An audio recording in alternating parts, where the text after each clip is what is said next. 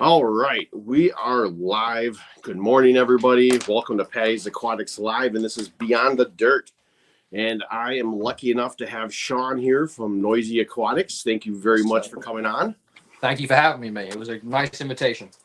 No problem. That's what I love most about doing these live streams is be able to network with other YouTubers and kind of get to know their stories and hopefully kind of spread that to other people that maybe aren't subscribed to you or even just to get to know each other better. So that's a big thing that I really like about this whole live stream thing. Otherwise, I'm really not a big live stream guy. Like I'll watch them once in a while. I'll pop on and say hi and listen for a little bit, but I usually don't have the time to sit for 2 hours straight and Yeah, no, live I stream. get that. I definitely get that, mate. I mean, I with live streaming, like when I first started like YouTube, I didn't even know it would take off the way it did and has. Like, I'm not gonna lie, I feel like the progress that I've made here on this platform, not on this platform on StreamYard, but on YouTube, it's actually kind of a lot. So everyone's like, "Man, you should do live streams." I'm like, like it's awkward. Mm-hmm. Because like you're not exactly talking to somebody directly, you're talking to like an audience. So Yep. it's a lot harder to have a conversation with people because you have like, 10 people asking different things, then you feel bad because you got to go back through. But Mm-hmm. you're right. I mean, I watch live streams to an extent. I kind of just lurk and hang out, but I understand what you're saying, man. Yo, Absolutely. what's up, Tommy, my dude? Morning, Jim. How's it going, brother? Morning, Tommy. Jim's Fish, Maul from Aquarium Delirium. Oh, Delirium's here as well. So what did he say? It's nearly time to wet your What? pants. I mean plants. Plants. Sorry. Nice. Mine are already wet. I have a wasp inside my room right now. I'm looking right at it. If you see me run away from the camera, just ignore it. We'll do that. Well, first off, before we start, I just want to say apologize to Mike from last week from M&C Aquatics. I had come down with this nasty little cold thing that started last week and is still kind of lingering. So I will reschedule with Mike whenever he decides to let me know what date works best for him, and we'll get something going on. So this week has been very interesting for me. Like I said, I've been battling this stupid cold that seems to be everywhere in my community and my household. My wife just still had it, but that I just turned 50 2 weeks ago. So for me, Wait. it was colonoscopy time. You're 50? Yeah, I just turned 50. You don't look 50, bro. Oh, thank you. Thank you. I thought you were like maybe low 40s, dude. No. What are you doing? What is the secret? I don't know. The fish community how to look younger. Yeah, I don't know. I guess it's good genetics. Good genetics. Well, my genetics are screwed, dude. So I mean, I'm already going bald. Why do you think the hat's on and the hair's long? Because I don't want to embrace the baldness just yet. Yeah. Good so Lord. so I had a colonoscopy scheduled for this week too. It happened to be on Halloween. and I'm sick on top of it, so I had to call them and be like, well, okay, can I still go through with this having this cold, because I don't want to drink this nasty prep and sit in a bathroom for hours and do it and get there, and then you tell me that I freaking can't do it anyway. So That's they gross. said yes, I could, as long as I didn't have a fever. So it was a very interesting week leading up to this, still having this junky crap. So I'm hoping it goes away soon and no one else gets it. But yeah, it's been lingering around the house and it sucks. But anyway, I just want to say sorry to Mike, and then I will reschedule with you once you let me know what date works best. But Yeah. that being said, yeah, I know it's kind of a crappy situation. No, it's fine because delirium was like the joys of 50. I got the doctor call. Yeah. I don't have a primary doctor, so when I get to 50, good luck, dude, because I ain't getting it. I don't need to. There's no law. I'm not gonna get arrested, but you ain't going nowhere near that area. Okay. Yeah, trust me. My wife is embarrassed. Why? No, because of the stuff I said in there. I make awkward jokes. So the doctor came in, and I've never met this guy before a day in my life that does the colonoscopy, and he's like asking if I have any questions, and I'm just like, well, just be gentle. Oh no! I would have just been like, hey, usually I at least have to be taken out on a date just before that area gets explored. Okay. Yeah, like a side, like little freaking, like he didn't know if he should joke, if I was being serious, or if I would. I would 100%, dude. I wouldn't care. But at least take me out on a date first. But yeah, it was different. The worst part about the entire experience, honestly, was drinking that prep they make you drink. It's the most disgusting thing in the world. My wife had gotten pills for when she was supposed to have hers, and she postponed hers. But I will do pills next time because that prep was absolutely disgusting to drink that stuff. You have to drink it the night before, and I had to get up at 3:30 in the morning and drink it again before the morning of. What? Oh yeah, because you really got to clean yourself out. And you need to change this title to Beyond the Butt instead of Beyond the Dirt. Beyond the crap.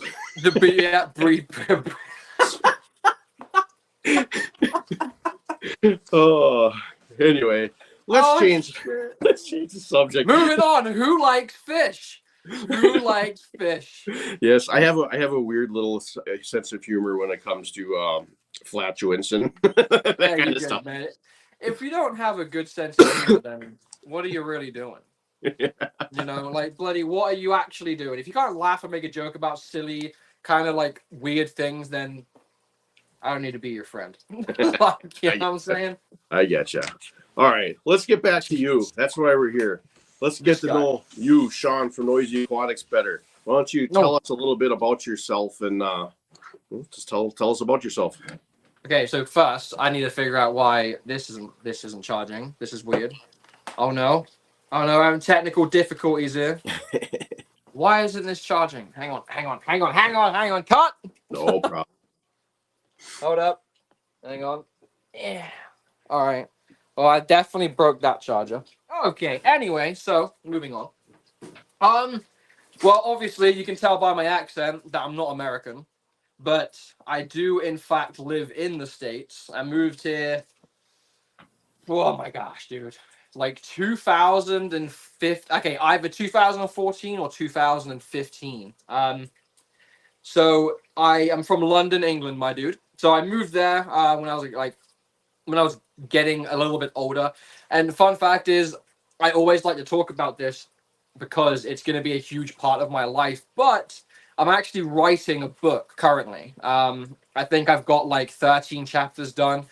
And it's called like Beyond the Ripples of Life. And then it's to do with fish keeping and, you know, and pretty much like fish keeping and life. And I try to implement how fish help me mentally, physically, you know, and help me throughout life when things got bad or good, you know. So it's going to be a really cool thing to kind of hopefully get published because there's so much to go over with how I grew up. I didn't, you know, grow up kind of. Hi, baby. What's up? Do you need? Is your thing dying? Oh, you're so sweet. You are the sweetest woman in the world. I don't deserve you. So you know how my little laptop, my little tablet was dead? She brought me her laptop. Oh, that's nice. You got to keep So I'm only looking at it for chat, but I don't know why it's not working. I have no clue. Is it dying? Kind of. Yeah. Can I? Okay. All right. Hang on. Mine's dead too, but my thing works. We're changing out. You're good. That's crazy. Like I thought. You can keep talking. I'm gonna work in the background. I don't know why it's not charging. Maybe I broke it. Probably. It has been out here in the fish room for like a very long time. So. All right. Just keep working. What do you mean? Just. I'm gonna be tech support in the background. You mean what do you need? Password on it. It's got a password on it? Yeah. What are you hiding? This is my law school laptop. Oh, this is your law school laptop. It's touchscreen, but the touchscreen's disabled because it's long. Yeah, I disabled it. Okay, so anyway, moving on.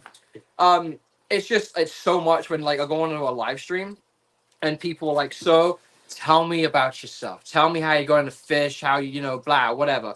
It's such a long story. I usually just kind of cut to the chase of like living here and like when I started having fish again. But the coolest thing about the book is it goes into like my life and how I like got shown an aquarium. Like my first aquarium was like like in Walmart they sell those plastic little critter like little things. That was my first fish tank. And obviously because I grew up kind of in a crap, I don't know if I can swear on your live stream, but a shit childhood. We were talking about it, so you're good. Yeah. So the fish kind of helped me. Like I would kind of drown out the noise what was outside of the door. You know, I didn't listen to it. I kind of just focused on the fish. But the the book goes into like how I grew up, how I got started into it, how my granddad got me into it, how my granddad was like a huge part of my life. He was kind of like my dad because I actually moved in and looked after my granddad at the age of like 14. So we actually leave school in England at 15. You can either go to college and university. I ended up dropping out of college. There's the chat. I ended up dropping out of college to look after him, and then throughout all of that, I started gaming a lot, and then I got out of fish, blah blah blah. But anyway, so the book goes over so much of that. But I moved here in like 2015. I only came here for a vacation, funny enough. Like literally came here for a vacation to meet some friends that I met online through like Xbox 360. I think I met them when I was like maybe 15, 16. I still talk to a couple of them until this day, and I'm now 30. Sorry. That wind is insane. You do all the things at once. So- So tech support. I know, darling. Yo, what's up, Mexicali? Welcome in, buddy. So yeah, and then unfortunately, like a week after I arrived in the States for my vacation, my granddad unfortunately died. So I kind of took it as an opportunity, and maybe that's what he wanted. He wanted me to have a life because as kind of poopy as it sounds, like I didn't really have a normal life as I was, when I was growing up. I didn't get to go out and experience the kids on the block and hang out and make friends outside of school, and in like it was just I was kind of like just isolated to the house of my granddad because everything I did for myself I did for him. So then when he passed away, obviously, and I started working on my life here, took it as an opportunity to kind of like grow and make him proud. And honestly, I only just recently started getting back into fish. I would say 5 months ago when I built this place. It's probably been It's been more than 5 months. Really? Isn't it? No. Hmm. Okay, let's say 6 months. So I only just started to get back into fish 6 months ago, but before then, maybe in like 2019 or 2020, I got like a 125. Just had one tank, and then that led to like 3 tanks. There was no YouTube involved. It was just me going through some things, and then it kind of dialed back to when my granddad used to take me to like the fish shop. I used to go to the aquariums, and it really helped me. So I started to get more fish, and I got multiple tank syndrome. Then Oh. one tank, yeah, dude, one tank turned into like 8 tanks, and it just at that point, because I was going through some stuff. Here you go, that's that bit. When I started going through the stuff again, it got to the point where it got really overwhelming. And because of the personal things that I was being put through by a significant other at the time, dude, my mentality for fish it just took a dive. It didn't bring me the joy. It didn't help me mentally like it used to when I was a child. So I stopped it. And then 6 months ago, obviously I've been with my lady for about a year and 4 months now. One day I was laying in bed, right, and I was looking at YouTube and I was watching Joey's channel because he got me into fish when I was young and stuff like that. So I was watching a random video one day, and some dude turned his outhouse barn like this into a fish room. Now I'm just gonna say, mine's way better. So don't watch his video, watch mine. And then I looked at my lady, and she came in, and she was like, "What are you doing? What are you watching?" Because they were talking about fish, and she was like, "You like fish?" She had no idea the amount of dedication that I used to have to fish, and I told her the story about my granddad and how he helped me with fish and how they helped me. It's very therapeutic. It kind of, after long days of work, dude, I'll just turn this light out, sit in this exact room, spin my chair around, and I'll just watch my fish. And my stress levels go from like this to this, and it's very therapeutic for me. And then I explained to her like one day I wouldn't mind getting a couple more fish tanks. Mhm. And then she looked at the video and she was like, "Well, we have a barn outside that we don't use." And I'm like, "Okay, hang on a second. You're giving me the opportunity right now." I was like, "I'm going to take it." And the funny thing is, I told her, I was like, maybe in like a couple of months, 4 or 5 months from now, I'll probably start clearing it out. Okay, I shit you not. The next day, I was out here cleaning, emptying, preparing, running electrical.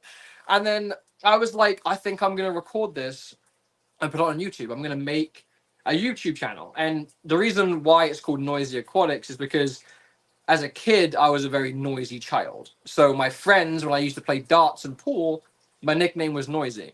So then I was like, Noisy Aquatics sounds different. It sounds loud, it sounds, intriguing. Watching someone's videos that the first name of the channel is like Noisy. So that's where the name come from.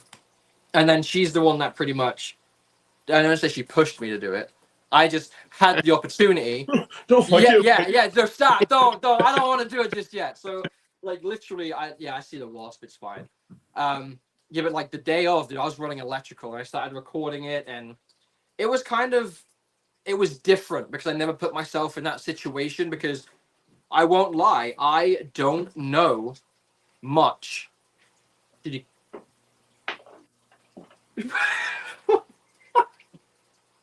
She just killed the wasp. So for me, doing something new like this, like to self-promote myself in a way that I have never done it. I've never done it before. But I'm a very outgoing person. Like I'll pretty much talk to anybody. If I have valid things to talk about, like, and the main thing why I wanted to do it is because I wanted to see the progression of something like this, that I was able to literally turn this room that was completely empty. It was just studs, and there was no insulation, no electrical, no water, no heat, nothing. I did absolutely everything in here and made it into a, dude, you could sleep in here. Like, you can make coffee in here, you can sleep, you can make bagel bites, man, you can make a pizza. And it's cool because we had that one random outhouse barn that wasn't being used, and I turned it into this area. So it was just a long, long journey, and I wanted it to help people, so just like me, one day I just Googled like fish barn, whatever, see what people are doing. And if someone comes across my videos, like I'm not exactly a jack of all trades. Like I know plumbing because that's my job. I know construction because I've done it. I've done gas construction, etc. Like I'm good with my hands. I just wanted to show people that if you had an idea and you have the space and you get the wife's permission, okay, just you need that one first. Ignore everything else. You need the ladies or wife's permission first, okay? Yeah. Then watch the video. I just wanted to kind of prove to people that you don't have to know everything or even a lot of it to do it. Like I didn't know anything about electrical. I knew nothing about installing a mini split that's AC and heat. Like I didn't know any of that. The lights. I wired lights in. Like that's mental. The fact this hasn't burnt down, it's good. But I'm just saying. Yeah, before you do it, just make sure you do your research because it's a lot of research and you have to know about electrical for sure because electrical is no joke. Like I actually had, I think 15 amp wire running around here up in the area for all the lights and stuff. And I had it tied into a 20 amp breaker. That's a no because what happens is if your wires get more than 15 amps, the breaker's not going to flip. The wire's actually going to burn out first. So I didn't know that. So then I had to like completely rip all of the stuff out and re-put 20 amp wire in there because if you get more than 20 amps, the breaker flips and then your wire's safe. Yeah. So that's what I'm saying. I did my little bit of research on that, but I didn't do it that much because I had to change it. Yeah. So yeah, you don't want to go to the effort of doing all of that and then do something you didn't research enough and overlook and wind up having the whole place like burned down or have exactly. You don't want to do all that effort for nothing. Yeah, and I recently had somebody on the newest video I just released with the autofill system on the videos. Someone commented on the video and they said, "Oh, water pipes right above electrical." And for me, I am like, I wouldn't say I'm very confrontational, but if somebody starts to kind of like dog on something that I've done, excuse me, like I genuinely can't hold back sometimes. Yeah. And I have to have a couple of people text me and be like, let it go. You can't please everybody. It's the internet. So, I didn't exactly fire back, but he was like, you can't have like water pipes above electrical. It's not GFI. Here's the thing, just to add that. I do have GFI protectors, and the GFI protector is actually the main feed that comes off the house. So if this breaks, it's going to cut this whole room down. This whole room's being shut down. Yeah. I did it that way because if something was to happen, I would rather everything in the fish room turn off than one thing turn off and everything else run. Yeah. I don't know if that sounds logical, but for me, it made more sense to have the whole room go dead instead of just one plug. And then as well, on top of that, how do you think water lines are ran inside houses? You know, like you think behind your drywall, there's no water lines in your bathroom. Yeah. No. Yeah. Come on. So I actually seen that.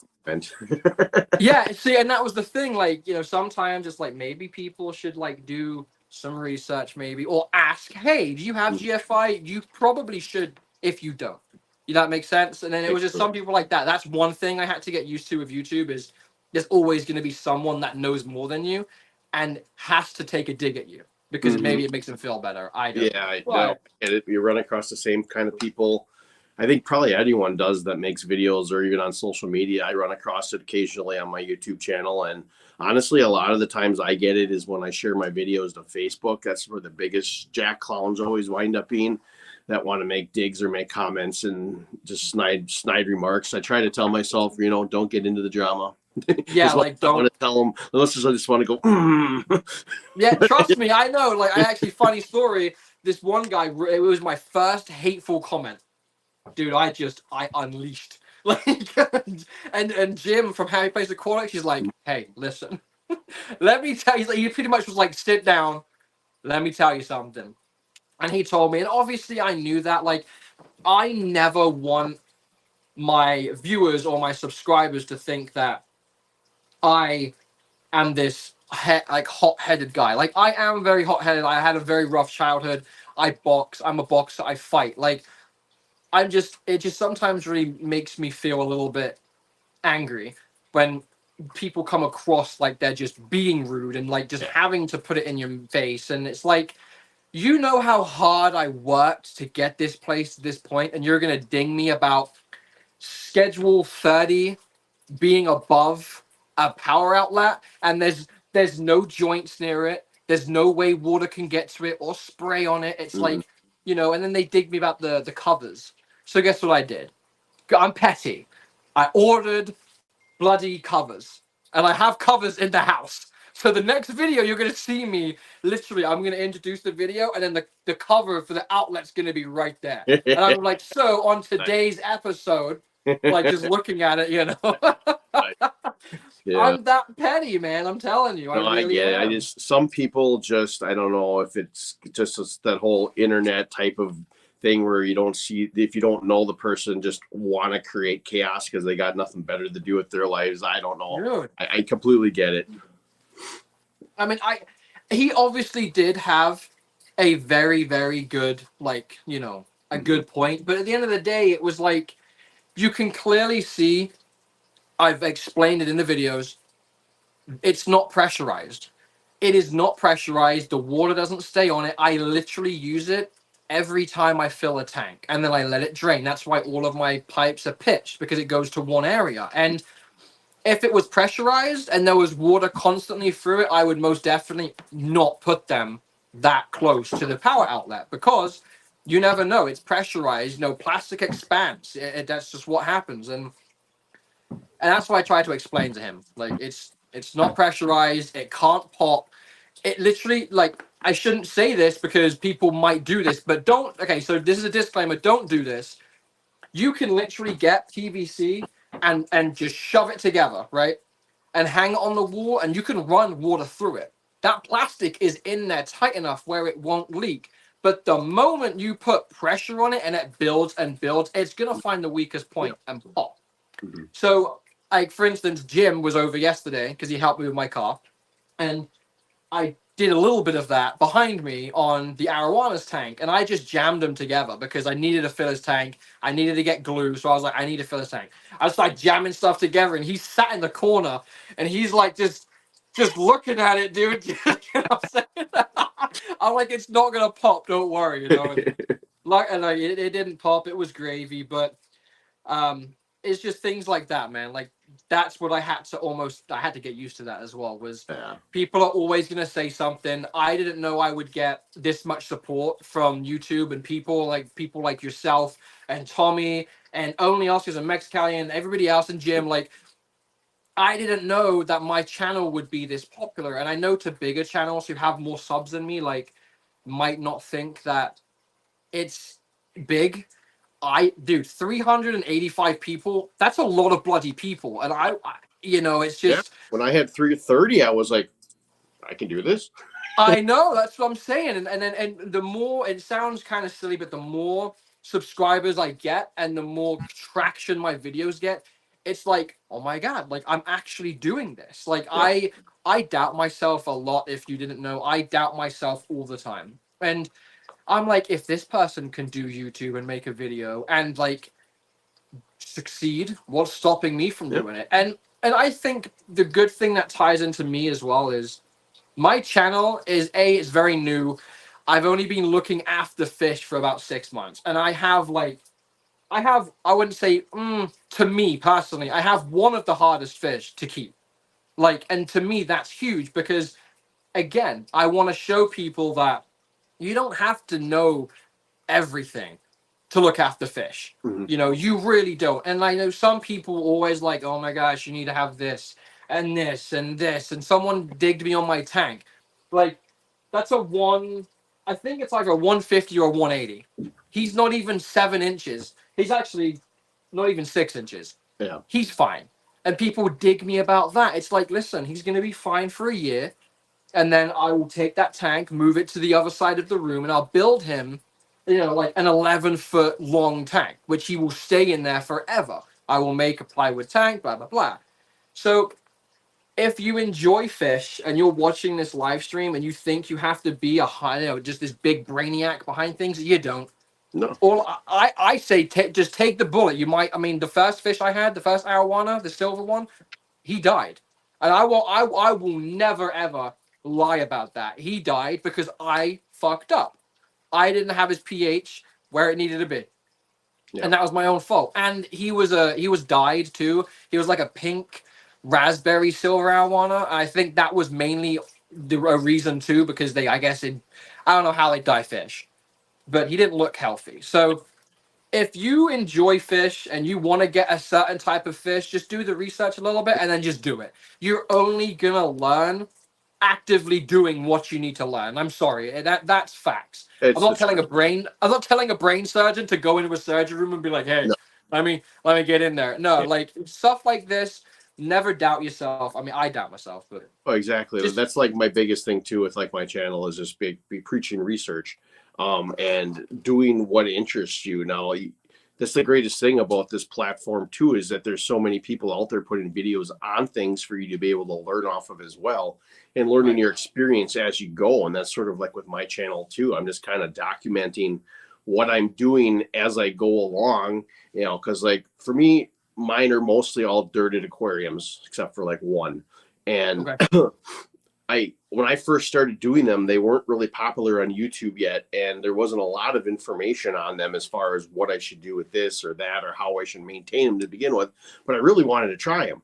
So I kind of was just a shot in the dark trying this and trying that. And so my goal with this was to kind of explain what my trials and tribulations were with them in order to maybe help someone down the road that might be able to be interested or in the same situation that are like, Yeah. well, why is this happening to me? Well, oh, hey, this guy, he had that too.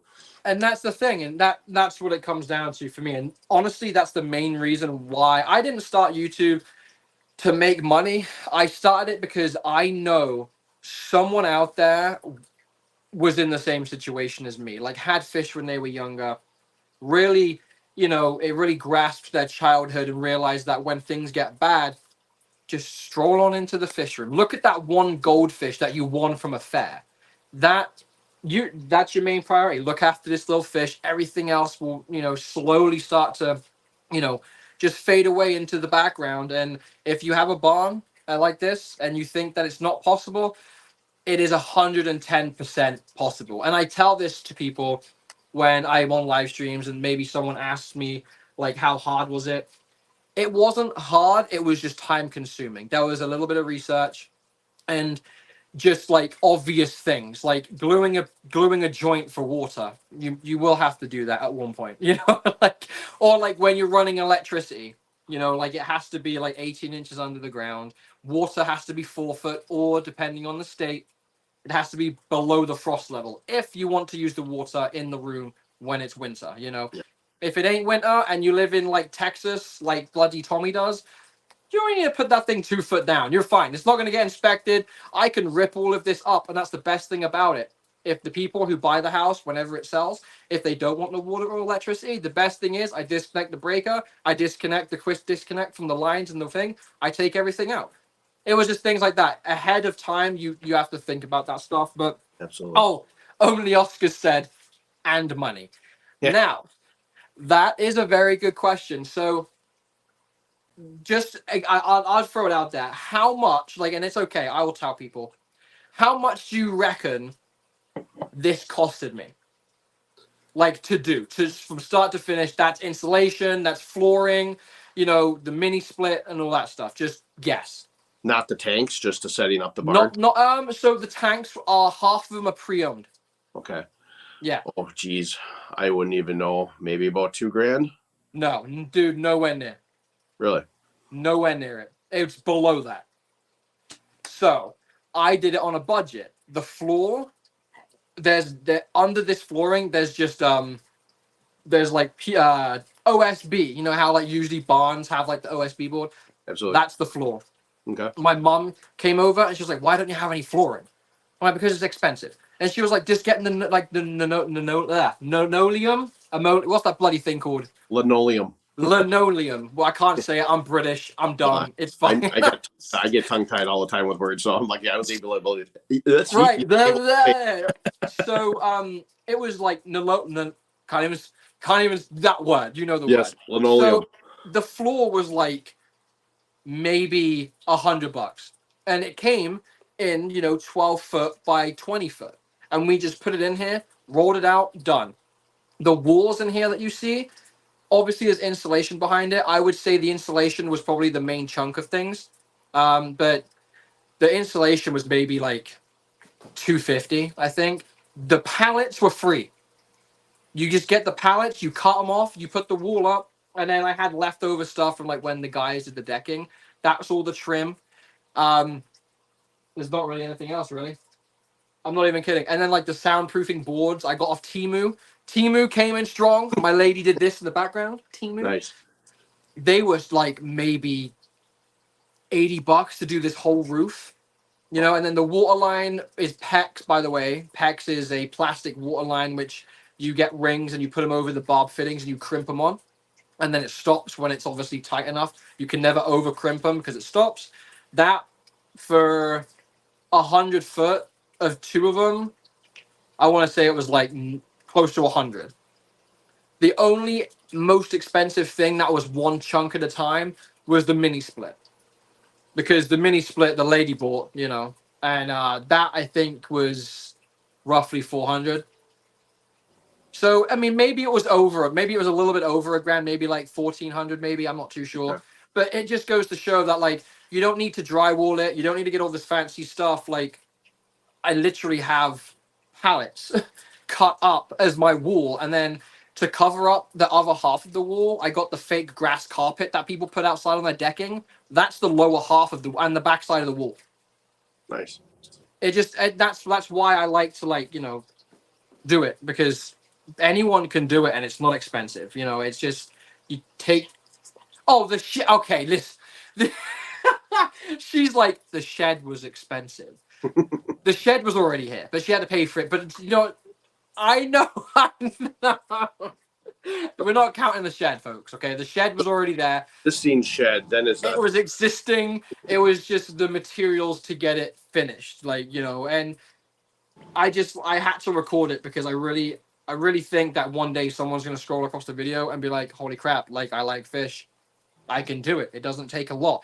It just takes a lot of time. It didn't drain on me mentally. I wasn't mad about it. I was frustrated about digging holes. I had to dig like a 75-foot trench twice. No, 3 times from the garage all the way to the barn because I had to drill into the garage and into the breaker box. So, you know, Brandon, sorry, he says, I think sometimes being hard changes person to person, skillet being the determining factor. Skilling is definitely comes into a huge factor when doing something like that. And that's for sure, man. I completely agree. I'm just trying to catch up on your chat. No, Chris Ladd. listened to you Chris, talking. I wasn't even looking. Chris said none of the PVC in my fish room is glued together. It's just hand tightened. Exactly. And I doubt it has pressure, right? Because you don't need it. You don't need it to be pressurized if you're just running a little bit of water through it. William said in England, it's only distance between gas and electric. Water is irrelevant due to breakers. I completely agree with you. Oscar likes toast. I don't know how that came in the chat. But Oscar's likes toast. Sorry, I'm just trying to get your guys and gals here involved. Honesty is the best policy. I agree. And yeah, Happy Place pretty much was right. It was almost $1,000. Yeah, no, I didn't pay $8,000 for this. I want to say, just shooting a little bit high, I want to say $1,400 because the pallets were free. How much? Well, the shed was there. You said when you got the house. Yeah. How much do you think a shed like that would have cost to be set up if you were going to go the road like you had nothing? So, I think this barn. So funny enough, there was actually in the corner where the arowana tank is, there was a piece of paper and it was stapled to the joist, and it told you the size where they got it. So it was built by the Amish. They build things crazy. It had the weight distribution of it. So I think this barn can hold like 40,000 pounds, and it's not on a concrete slab. It's just on like what houses get set on, like trailer houses, like the cinder blocks or yes, it's set on those. It hasn't sunk. It's not shifted. It's level. Like I have so much weight behind me. Like the 75s, I have 4 of them, and it's not tilting back. I think this may have costed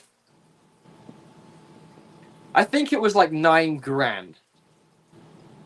But I'm sure you can get cheaper ones. Oh, absolutely. But obviously, this was custom made for what the guy was using it for. He had like a tractor in here or something. Okay. Like it's a big building. It's 12 by 20. It's got a garage door. It could fit a tractor in it. So they obviously had to put extra supports in. And the Amish build very, very good, and they do it right. And that's why. But I'm sure if you go on a Google and you type in 12 by 20 barn, you might be able to get one for like $4 or $5,000. Nice. So it was I was lucky because it was already here, but it was still the point of me wanting to do it and then doing YouTube and really thinking that people might like it, people might want to follow along. And I've got all of the videos labeled on the channel. Like when it first started, and I think I had to record 3 episodes and then upload them. So I think my first uploaded video was I think 5 months ago. But 2 months before that, I already had it like halfway done with the electrical and stuff. I had to record everything. I wanted to get like a couple of episodes up on YouTube so nobody was waiting. Yeah. And then when they were uploaded, then I could do more work, record. I was always a video ahead, if that makes sense, or a couple of videos ahead. I've been like 6 videos ahead. So it's kind of because I can actually come down here and just what do I just want to do for myself today? I didn't even upload this weekend, and I felt so bad. And everyone was like, "No, you're fine. Like it's not a big deal. Like you got things going on." And I'm like, "Yeah, I try. I really do." But it's just sometimes life gets in the way, And I was gonna do a resealing video tank, but I couldn't do that because me and Jim resealed it. I don't know why that tape. For some reason, I just noticed that my tank outside moved. I don't know how it moved. But my chat's not loading, by the way. So if anyone comments something, let me know because I can't see it. No, I just want to say Branton did tag your channel in here in the chat. So if people want to get in there, please subscribe to Sean's channel and experience this awesome adventure he's been going on with building this shed and everything. I'm sure he'd be greatly appreciated. And I think you got a cool channel, and I really like it. Like I said, I came across your channel. I don't know if I was watching Mexicali's live stream one day. I don't know where it was. It was on a live stream. I want to say it was Jorge's live stream, someone had mentioned your channel on there, and Oh, wow. I went there and I saw it right away and subscribed because I really like the idea of building this thing, and I think that's really cool. I love it, dude. It's man, it gives me chills because I don't know, it brings me back to like when I was a kid with my granddad, and like I said, like I grew up in a very hostile environment, I guess I would say. So just when I come in here, I do like water changes. I just reminds me of when my granddad used to tell me, like, life isn't always, fair. Like when a fish died, he was like, life isn't fair. Things go, things come back. Like, so it's just nice, man. It definitely paid off. I obviously need to do more work in here. Like it's crazy too, because I've still got to finish above the chef, above the door. Nobody sees that because I don't want to show it, but you can still see the 2x4s. I need to cover it up. But besides that, everything. Did he get out? Rex, come here. Here, come here. Come here. Silly sausage. Branton has a question, but first, Branton, if you're on there, could I seen you? I think you tagged his channel again. Yeah. Could you also for me, because I can't do it on my end here because I'm on StreamYard, make Slim Tim and Tommy from Silver Creek mods to the channel or to this, please, as well, if you hear me. And then I see it. this is Branton's question. What are your current breeding projects, if any? So the current breeding project that I have going on is I have 3 green Texas cichlids. I have two females, 1 male, and they are breeding like crazy. And in this tank, right down here, wait, this one, that has maybe 50 fry-in that are doing phenomenal. I've only experienced how to look after fry once, and that was like maybe 4 or 5 years ago when I had electric blue acaras. Didn't know anything about it.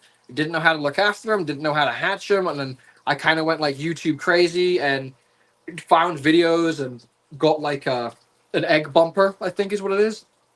And I hatched them, I think maybe 50%, and they all went back in the tank. But right now, I'm trying to find out how I can get rid of these or keep them, because if you didn't know, green Texas cichlids get huge, like 11 inches. So I know I'm going to be giving some of these to Happy Place Aquatics.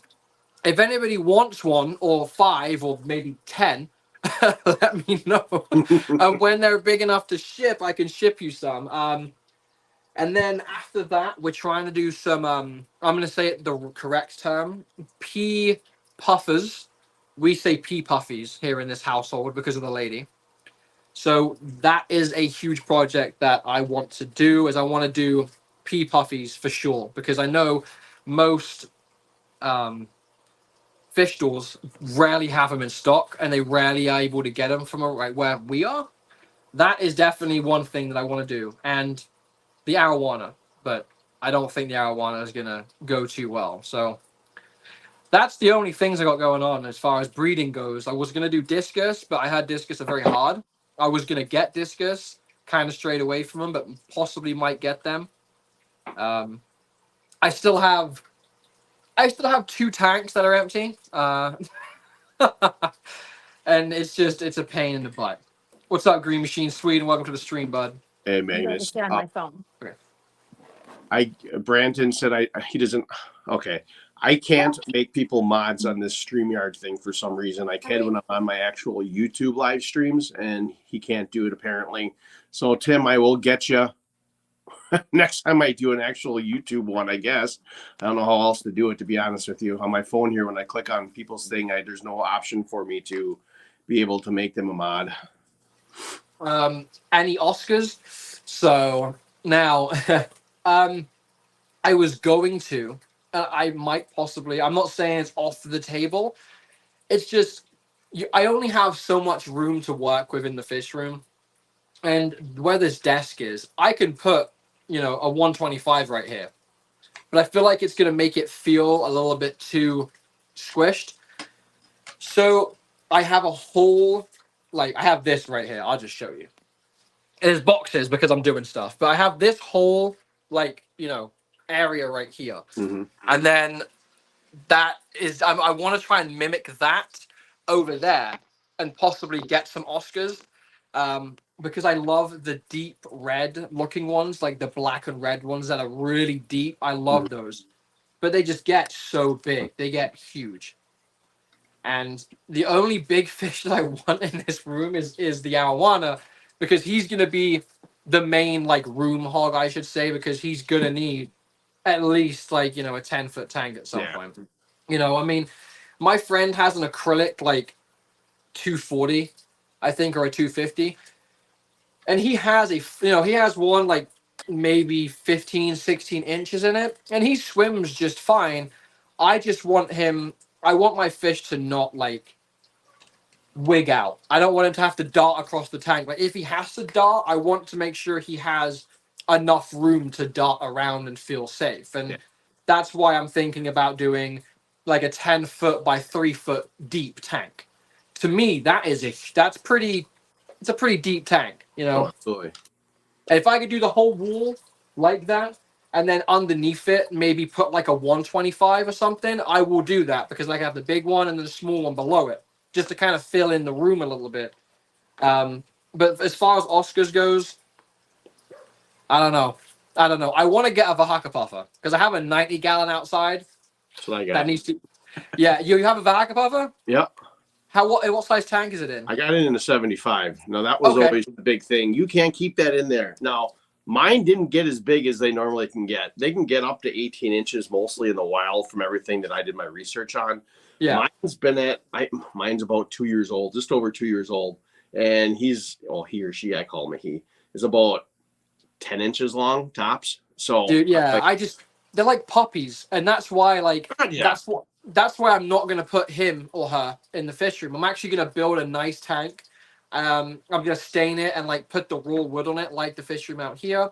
Mm-hmm. I want to have like the cabinets in the bottom so my lady can store things, and I want him or her to be in the house because they are legitly like puppies. Oh God, yeah. They're very interactive, and I feel like a fish like that kind of needs to see you every day in the house or just kind of hanging out, because I do come in here and kind of hang out and chill. But I feel like that kind of fish should be in an area with a lot of traffic, you know. And that's where I felt a little more guilty initially when I got this fish. It was in this tank.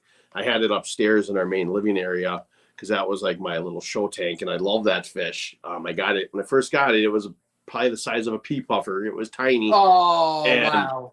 He got big quick, and had it with plants, I had it with other fish because I couldn't get everything out of the tank because it was a community tank before. It did wind up pegging a few off here or there. It still lives comfortably with smaller fish. I wound up making a dirted tank for it, and it's been completely fine in there. But having it down here, yes, every time I come down here, he's by the top of the water just going nuts because he wants to get fed. Now, So what do you feed him? Well, see, to start off with, when I first got it, it was a lot of snails. Now I had all my aquariums down here, and I purposely got snails ahead of time, like pest snails, but I like them anyway. I actually went to my local PetSmart and I said, "Hey, can I have some of those snails?" She was like, "What snails?" "The pest snails, the ones in there. I'll take some of those." The first chick's like, "Oh, I can't give you them. That's against our rules." I'm like, because they're probably invasive or whatever. And then I went back and asked some other younger kid, "Can I have some of those? You want those?" I'm like, "Yeah, please." I got them and put them in my tanks, and they populated everything. So I fed them a lot of snails, a lot of ramhorn snails, pond snails, and then the Malaysian trumpet snails, because their shells are harder. And I found that to be cool too. So I fed him lots and lots of snails. I fed him snails just about every day, but then I also supplement with frozen raw shrimp that I get from a Walmart. And then I'll give him, I used to cut it up, but now I give him pieces of that. And clams in a half shell I would buy from Hikari. Occasionally I'll get some crayfish to put in there for him. Where would you get that stuff? Because obviously at one point I'm going to be, getting one. So I know some people are like, "Oh, you need to feed snails to pea puffers." Well, you actually don't, because their teeth don't get that big. Yeah. And they don't get that big. So they don't need to grind down their teeth like the Vahaka puffers do. And I learned that too. So I'm just trying to think where I can get these snails from so so his teeth won't get bloody massive. Honestly, get a tank or two, or if you don't care that you have snails in them, get a few pest snails from somebody, put them in there, and they will populate. Do it ahead of time, and then that's what I did, and they became. And I always heavy fed my tanks as well, so those snails just really took off. So I had so many of them. After that first year, you kind of decimated a lot of the population of the snails, but that's when I started to incorporate like that clams in the half shell, and I would get like raw mussels, frozen raw mussels and stuff like that, and give them that. Just stuff. from Walmart?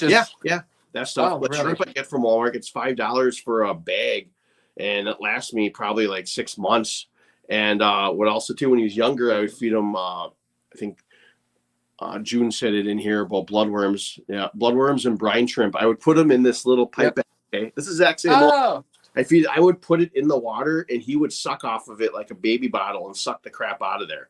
Oh my gosh! Yeah, it was awesome. But I would feed him almost every day as he got bigger. But then he got to be so night crawlers too. They like to eat. I'd give him night crawlers.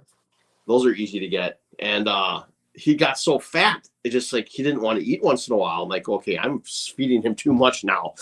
So I actually cut back on feeding him, and he's got thinner and he's more active now. But he gets jealous because I tank next to it. I have an Oscar in a dirted planted tank. Gotcha. And I feed, because that's younger, I feed that one every day, even if it's just a few little pellets. He gets mad. He thrashes at the top of the water. Dude, that's so cool. Like I feed my pea puffers just bloodworms, and I actually had like a couple of dead fry, and I put them in there. They smashed them. Yep. You know, like, I'm not gonna let it go to waste if it's good nutrients. Oh, yeah, it sounds harsh. I know some people don't like live feeding, but my arowana, he's gonna be eating goldfish maybe in the next 4 or 5 months, because I'll just give him like one goldfish a day, and he'll be fine. Like people, if you overfeed your arowana, especially meaty foods, it's gonna get drop eye. You're gonna have to do surgery on it, or you just leave it. But it's never a good thing. So I feed my arowana like shrimp, like you said. I go to Walmart and dice it up, drop it in there, smashes it. I actually make his food. I get shrimp, and then what is that other? The liver something. It's like it comes in like a really thin pallet thing, and it's like squished down. It's something liver, I think. I'm not sure. I can't remember what it is, but I get that and I unfreeze it. I put it in a blender with the shrimp and that stuff, and I get some of his like color enhancing like stick food. Mm-hmm. I put like maybe a cup of that in there, and I grind it up all into one thing, and then I put it in like a sandwich bag, flatten it down, put it in, dice it up into cubes. Dude, he's still on that food from like maybe 2 months ago. Nice. You know, and I only give him 1 cube a day because he has twice the amount of food in that 1 cube. Yeah. And I don't like to overfeed him. But I did my research on that, just like I'm asking you questions about your Bahaka puffer. Mm-hmm. Because I've heard they have to grind down their teeth. And if you don't, their jaws will like kind of get locked open and stuff. I've never seen mine really get long. I don't feed him as snails as often anymore. Honestly, a lot of it's shrimp, and I'll get night crawlers from the store once in a while and throw them in there. A couple summers ago, was it last summer? I went down to a local river and got a bunch of invasive crayfish. Kept them for a while and threw them in there. That was a kind of interesting experience as well. So it's just cool to see him eat. It's one of the funnest things about it too, besides just the personality. He actually blew up a couple times too when he was upstairs. Was it big? Yeah, I just caught it at the corner of my eye. My wife and daughter seen it once, and I didn't see it, so I was all jealous. I'm like, what the heck? Then he did it once for me. He got all big, and I'm like trying to grab my phone because I want to take a picture, and by the time I got it up here, he had come back down. I'm like, oh. Man. What? Jim's fish that his pea puffer is picky. Every fish has got their own personality, I guess. Like mine, those clams in the half shell I was talking about, he wanted nothing to do with them at first. It wasn't until I kind of slowed down his eating, or he didn't really have a choice. I threw him in there, and now he eats them because, that's a food source. So. Right, yeah, he's like aware of it, like he's like, oh, man, I can actually eat that. Yeah. What's up, M&C? Welcome in, buddy. Hey, Mike. Oh, So, he did apologize for being sick. You should probably say it again. yes. Mike, I did apologize for being sick for last week, for having to postpone the live stream. So just shoot me a message whenever you want to reschedule, and we'll figure out a date. But Yeah, I really do. Speaking of fish, I know Silver Creek said he has easy arches, but I'll say it because, my main subscribers, I mean, there's maybe a couple in here from my channel. This is like some backstage stuff. I am getting archer fish. Okay. Shh. All right. Don't tell anyone. Archer fish is going to be going in this tank, the planted 75. I'm going to be putting them in there. It's actually starting to kind of take back off now. There's a lot of greenery happening, which is great because if people didn't know, I had a full planted carpet, which all died off, unfortunately. There's a couple of stuff that's kind of still growing on like the tree trunks, which looks really cool, like the roots that come down. sure. It's starting to like kind of like grow up the roots, and it looks really, really cool. So I'm getting archer fish right there. Okay, so keep it a secret. Don't tell anybody. And if you want some green Texas cichlids, please let me know because I have about 50. And obviously, I'm not going to be just out here being like, pay me $80 for a fish. I'll just give them away, to be honest. I don't know. I don't know if a local fish store will do it. Jim's looking for someone to be on his live stream. If you're out there, hit him up. The plug, the shameless plug, Jim. I'm kidding. I always thought about doing that too, but I don't really know what to ask. The questions like as hosting somebody. I think maybe later on when my channel gets to maybe like 500 subs, like I think I'll start. I always want it to be beneficial for the person I'm having on my stream because that's like you said before. It's how you network and get used to it. And Mexicali is actually the first person to ever have me on his live stream, and that helped me out so much. And it was just so nice to be welcomed into people's lives that share the same interests as myself. Like, it was so nice. And I didn't think that it would ever happen. I think I would just upload to YouTube and just maybe reply to a couple of comments. But the more engaged you get, the more welcome you feel. And I feel so welcome. And I tell this to everybody too. If you do something like I have done out of the blue, and literally been keeping fish for about 5 months now, I am always open for an Instagram message. Like I will always reply. I'm never going to ignore everybody because I won't be the reason why someone doesn't pursue what they have in mind, if that makes sense. Yeah. When it comes to this, and you can message these big channels that have like 100,000, a million. Sorry to say it, they're not going to get back to you. They don't care about you. No, not at all. They don't. Someone like Patty, myself, maybe everybody in this chat, we will always reply to each other or somebody because absolutely. I'm not in. I keep telling this to Jim too because obviously Jim had a bad experience with another YouTuber, and I told him I will never get to that point in my life with anybody. Like, I'm never too busy to give you my advice. I'm never too busy to say, hey, this is your question about running electrical, whatever, like, or the fish. It might take me a couple of days to reply. If I don't reply in a day, shoot me another message. I'm not going to get mad. Yeah. I will always be there to help the people that support my videos and that have gotten me to this point. And 385 people, for me, that's fit 385 people inside your house. It's a lot of bloody people, right? Yep, absolutely.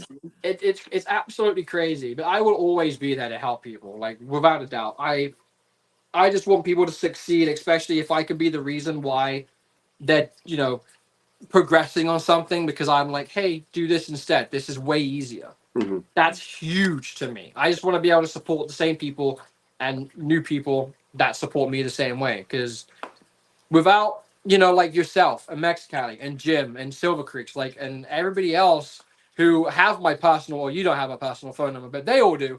Like, it's crazy. I have met some awesome bloody people through doing this, and I do not regret doing this at all. It's so bloody cool. It definitely is. It's opened up my eyes to the networking and the amount of hobbyists out here that are really here that aren't the big guys. You know what I mean? Yeah, see, I don't care about those. It sounds bad. I don't. When I first started this channel, and like I didn't really know that there were so many like smaller channels of people just like you and me. And that's when all of a sudden people started subscribing to my channel, and I was looking at it, I'm like, well, holy crap. You know, it's just sort of opened up an entire new world for me, Right. just of knowledge too, because more the people on here that are more our size are more willing to really help you and get Yep. more one-on-one talking and really understanding things. And I find that to be more rewarding than just watching a big channel and learning from somebody there. I 100% agree. And I It's agree great. completely with responding. My thing is with, like, especially with my videos, if someone comments on one of my videos, I'm always going to respond to it no matter what. If you're taking the time out of your time to watch my video and make a comment on it, I'm going to respond to you and say something back, because I feel like you did that nice thing for me. I'm going to do that back. You know, it's Right. courtesy. And that's what it comes down to. Like I said it before, I didn't know that my channel would be this successful. And in my eyes, it is successful. And going back to before, like someone with 1 million subscribers isn't going to think it's successful. But at the end of the day, one day you were there. Yep. You Everyone know, started somewhere. everyone has to start somewhere. And for me not to know as much as the next guy and still be able to get the traction and the views and the subscriptions, and then not to mention like the friendships, Mhm. that's what matters to me the most, the friendships. Like I called Happy Place Aquatics one day, and I had a power outage. I did a video about it, and my arowana he wasn't eating, he wasn't looking good, like he was doing awful. My tank was all whacked up, the cycle died. I was freaking out. And when you have a fish that, not just because it's so expensive, but for me, like that's my dream fish. If anything was to happen to him because of my doing, I would feel a little bit upset. So I called him, and it was pretty late. You know, he called me, he FaceTimed me back. He was like, "All right, this is what you're gonna do." The dude just laid everything out on the table and was like, "You need to do this like now." I did it all. Tank's fine.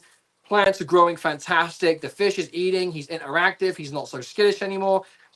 If I wouldn't have done YouTube, my fish probably wouldn't be alive. Mhm. You know, and some people will probably ding me on that, like, "Well, you should have done this anyway." I'm sorry, but I did this channel on a limb. Yep. I wanted to just prove to myself and everybody else that you don't have to be a genius to do the hobby or do a hobby that you find interesting. Absolutely. And I think that's the main thing about my channel is random British guy moves to America and owns a ton of fish Yeah. and doesn't know that much. Yeah. Oh, and absolutely. There's so many friends you meet out there by doing this. And speaking of resin fishies, our fishes, Scott, he has this channel. He actually contacted me because he's been breeding rice fish that he happened to have, and he's from Texas. And he sent me Nice. some through the mail, and he's super cool, and I absolutely appreciate it. I just got some on Thursday, or is it Friday? Thursday, yeah, and had a couple hatch already, so I'm completely excited about that. You don't see that otherwise, you know what I mean? I find that very, very cool to be able to meet people not only just on YouTube, but you're meeting people from like all over the world. I know. Like Maul from Aquarium Delirium from England as well. Like to be able to friendships with people like that. It's very cool. Yeah, see, I didn't even like Jim lives super close to me, and speaking of friendships, like Tommy, obviously Silver. I don't know if you guys have seen, but he does paintings, right? Really cool paintings, like really really cool.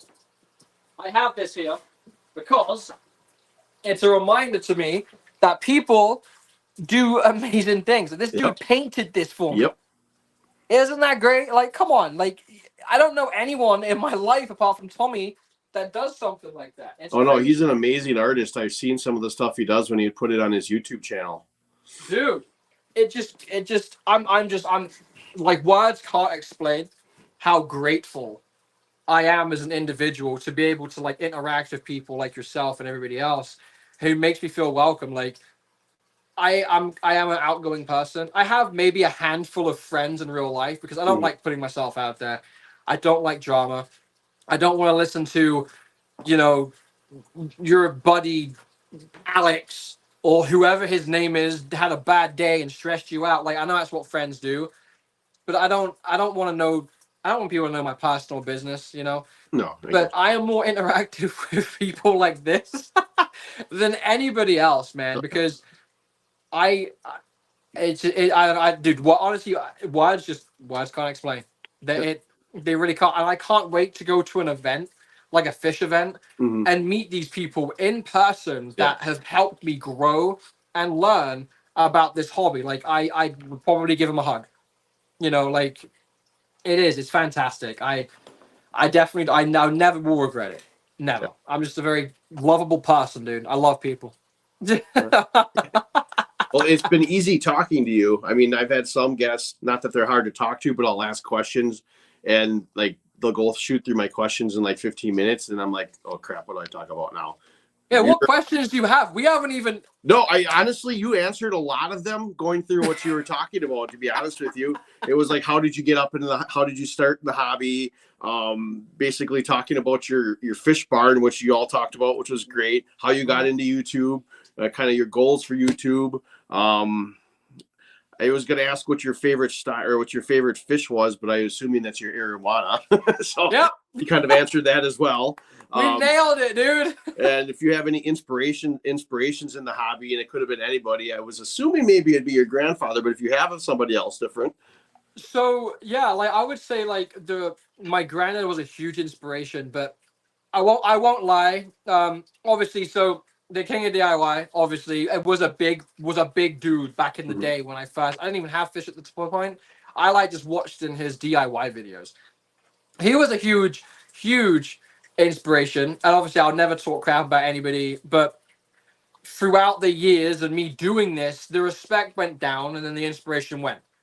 Because and then it kind of got, overtaken by other people who I talk to on a daily who do the same thing, like I said before, like you guys. It's just honestly, it's my community and the people that I talk to on a daily basis about stuff. That's my inspiration to keep pushing and to keep doing good. And that's facts, and a lot of people keep me going. A lot of people do, like this live stream. Like I need to do something on my stream like this because I feel like people need to be heard, especially if they're, a smaller YouTube channel. I feel like they need to be heard as well. Because I was at that point one time, like I think Mexicali got me to like 80 subscribers like in a week because of his live stream. That was crazy. I would love to return the favor completely, with that.